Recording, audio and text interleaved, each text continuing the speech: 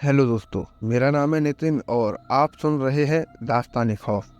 तो चलिए शुरू करते हैं। मेरा नाम यश है। मैं हाथरस का रहने वाला हूँ। यह हादसा मेरे साथ आज से तकरीबन 3 साल पहले हुआ था। मेरा एक दोस्त है जिसका नाम कार्तिक है। उसका बर्थडे था। वो आगरा का रहने वाला है। मैं उसके बर्थडे में उसके घर गया था। उसके घर पर हमने उसका बर्थडे खूब इंजॉय किया। बर्थडे इंजॉय करने के बाद रात को तकरीबन 11 बजे मैं वहाँ से निकलता हूँ और निकलते वक्त मैं उससे बोलता हूँ, चल यार मैं चलता हूँ। बस यही मेरी भूल थी जो मैंने उस समय ये बोल दिया। उसके बाद जो मेरे साथ हुआ वो बताने में भी मेरी रूह कांप गई है। वहाँ से वापस आने के बाद मैं अपने कमरे में लेटा हुआ था। पता नहीं रात को कब मुझे नींद आ गई। सुबह जब मैं उठा तो मम्मी पूछ रही थी, बेटा रात को तेरे कमरे में से ये चीखने की आवाज़ें क्यों आ रही थी। मैं बोलता हूँ, मम्मी ऐसी तो कोई आवाज़ें नहीं थी, मैं तो सो रहा था। तो मम्मी कहती, नहीं नहीं, कुछ ना कुछ आवाज़ें तो आ रही थी। तेरे पापा देखने भी गए लेकिन तेरा रूम अंदर से लॉक था। इसी तरह कुछ दिन बीत गए। मेरे साथ ऐसा कुछ भी नहीं हुआ जिसमें मैं कोई शक करता या डरता। लेकिन एक दिन रात को जब मैं लेट घर पर आया और अपने कमरे में गया, उस समय गर्मियों के दिन थे। मैं कमरे में अपने एंटर करता हूँ। मेरे कमरे में, मैं आपको पहले बता दूँ, मेरे कमरे में एसी नहीं था, सिर्फ एक पंखा था। जब मैं कमरे में एंटर करता हूँ तो रूम बहुत ठंडा था।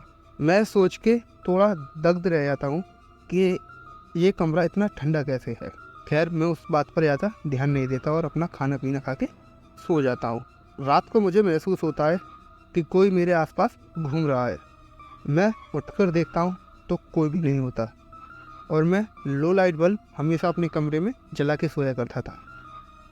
मैं दोबारा बेड पर जाकर लेटे जाता हूँ और सो जाता हूँ।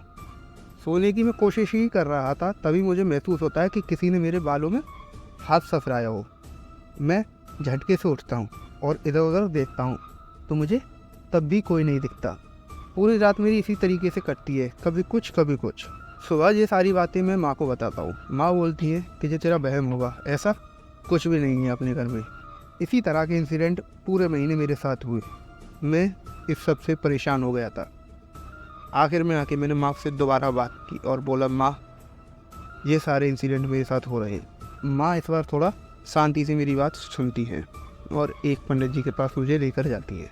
वो पंडित जी एक बाउल में पानी डालकर हाथ घुमा रहे थे और मुझसे पूछ रहे थे कि बेटा कि ये तेरे साथ कब से हो रहा है।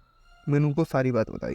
तब वो थोड़ा ध्यान में गए और कुछ मंत्र पढ़ने के बाद बोलते हैं कि कुछ दिन पहले तू अपने दोस्त के जन्मदिन में गया था। जब तू वहाँ से वापस आ रहा था तभी एक बुरी आत्मा तेरे साथ वहाँ से आ गई।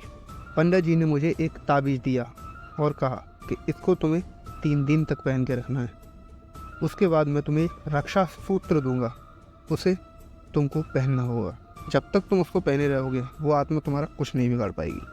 मैंने वैसा ही किया। मैंने वो ताबीज़ लिया और उसको पहन लिया। ताबीज़ पहनने के बाद सब कुछ ठीक हो गया और ऐसा दोबारा मेरे साथ कुछ भी नहीं हुआ। बस इतनी थी मेरी ये कहानी। तो कैसी लगी आपको इनकी ये कहानी, कमेंट सेक्शन में ज़रूर बताना। मिलते हैं एक और नई कहानी के साथ। तब तक अपना और अपनों का ध्यान रखें। धन्यवाद।